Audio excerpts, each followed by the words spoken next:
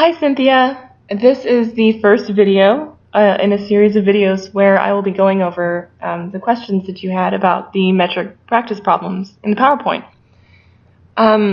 So the first thing I want to do, since I have so many modified versions of the PowerPoint, is to go to the website and re-download the PowerPoint just to make sure that we're looking at the same thing. I did that before I started recording because it took a little while to download. So we should be looking at the same thing. And the problems are at the end of the PowerPoint. So let me put that here. Here we go. And I think the first one you had a question about was number 12, which I think the answer key is actually incorrect. In this PowerPoint, it says that the answer is 0.0058 liters, which is incorrect. The answer that you got, 0.058 liters, is the correct answer. So I'll go ahead and save that. In this video, I'm going to be going over this problem anyway, even though you probably don't need it. If you don't need to look at this this problem, then you can go ahead and skip to the next video, which I will be going over question 18 in that video. But if you want to go ahead and watch this one, that's fine. Practice makes perfect, right? Okay. So let's do this really quickly. It is a pretty easy problem. It's number 12.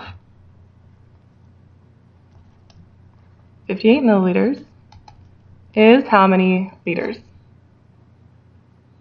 And we start our metric problems by writing out our mnemonic device to help us remember the prefixes. King Henry died by drinking chocolate milk, ...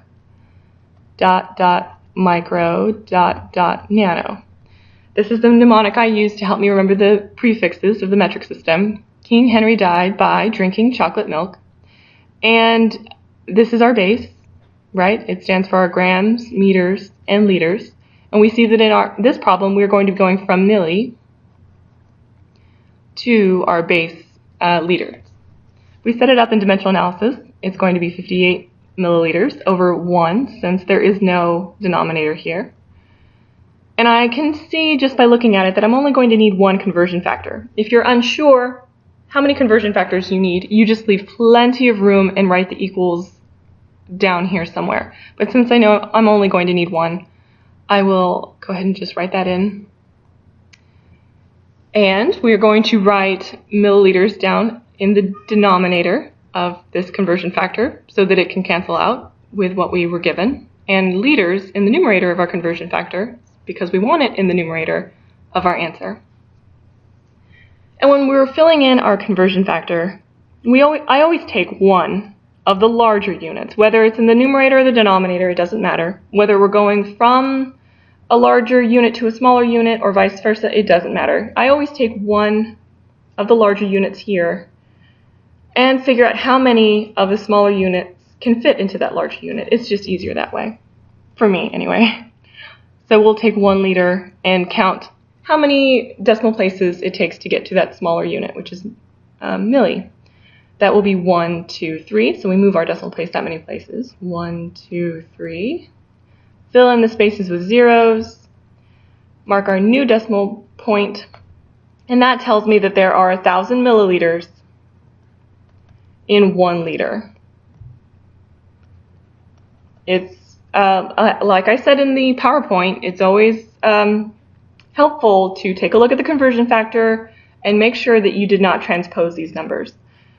It's an easy mistake to make, and it's good practice to take a look at the conversion factor and make sure that you did not write 1,000 liters is equal to 1 milliliter, because just saying it out loud, you can tell it doesn't make sense.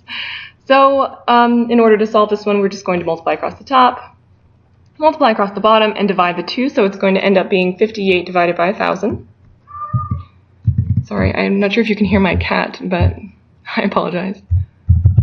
58 divided by 1,000 is 0.058. So you were right on this one, and thank you so much for catching this for me. It's been forever since I updated it. 0.058. liters. Okay, let's move on to the next problem.